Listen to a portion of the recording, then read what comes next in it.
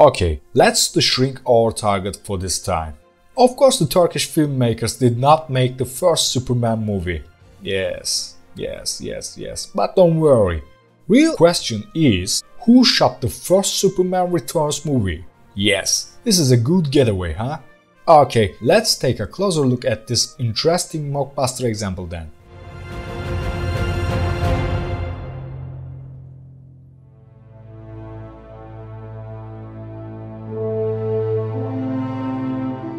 The first Superman movie went to theaters in 1951. The movie called Superman and the Mole Man. After this movie, we didn't see any other original Superman movie in the live-action arena. Save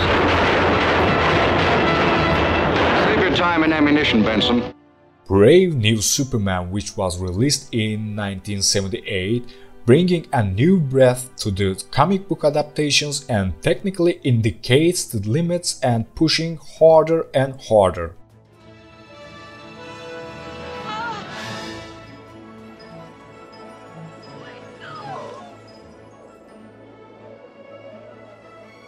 Superman is undoubtedly a compelling adaptation. One of the reasons of that is character must fly up in the air.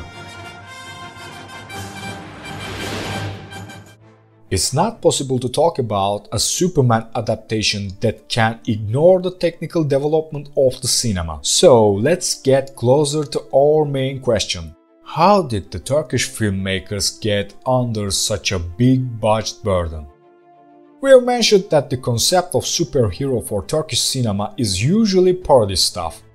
Actually, many movie industries outside Hollywood found unique solutions to the superhero concept. When necessary, they had to do some Superman imitations. Especially the movie called Three Fantastic Supermen, directed by Gianfranco Parolini, who is so cool name, huh?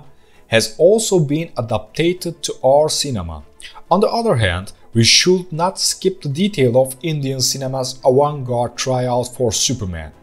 Yes, even though Indian producers managed to fly Superman in 1987, they have not been able to find a solution for Superman's excessive sweating armpits.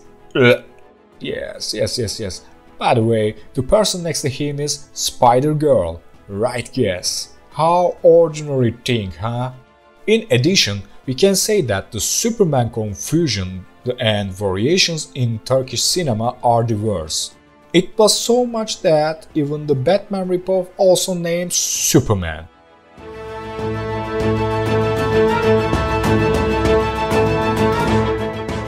Free Superman, Superman in Istanbul. After all, every hero with superhuman powers actually has Superman anyway.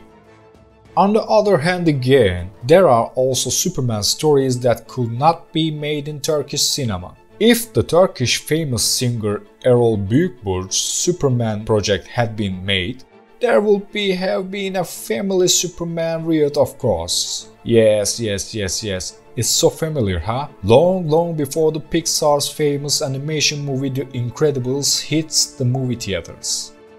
Come on.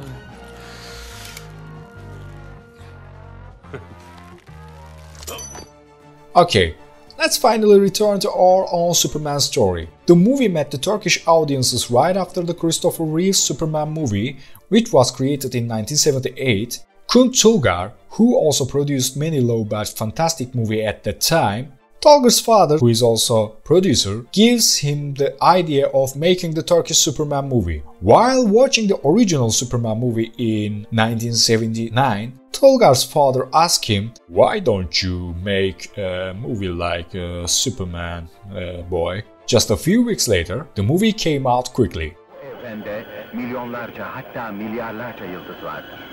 Kimini görür, kiminin sadece adını bilir. You can smell the low budget in this movie from the very first time. An ultra low budget galaxy view with Pinterest ornament which explain very clearly what I want to say. In the movie, we see that Superman uses his superpowers quite economically. Well, what a surprise! He also uses the typewriter with some kind of... what? Force push? Wait a minute, are we in the right movie? Sure? Let's keep going. He needs to get behind the wheel to stop a truck. Wow, getting weirder. Who knows? Maybe Superman is not ready to use his superpowers. Well, look at this. When using his X-ray skills, he loses himself just like that. Well, what's wrong with you, man? Get up!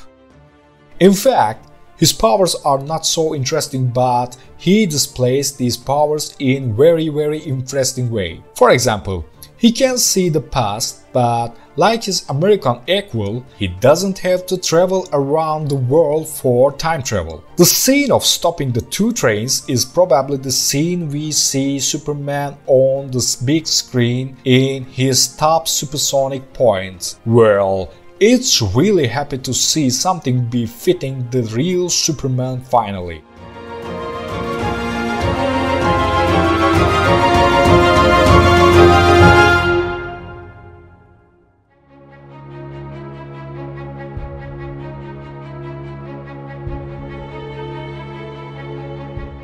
In the movie, we also learn the most important weakness of Superman when he gets hit with the wooden chair. Not kidding. Turkish kryptonite for Turkish Superman. Why not?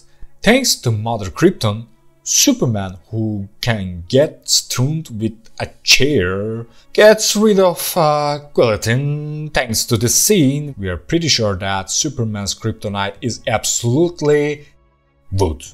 Yes, wood. Superman Returns, although released 1 year after the original Superman movie and tries to bring its visual aesthetics on the cinema. Kuntulgar's main goal is to make a movie about Captain Marvel actually. In this perspective, we can say that there is actually a kind of Captain Marvel adaptation. Many scenes are already decorated with the scenes directly inspired from the Captain Marvel movie. Okay, no more joke. Let's be honest. The Superman movie, which was released in 1978, directed by Richard Donner, this movie also includes many innovative special techniques. Total budget spent to fly the Superman is $55 million.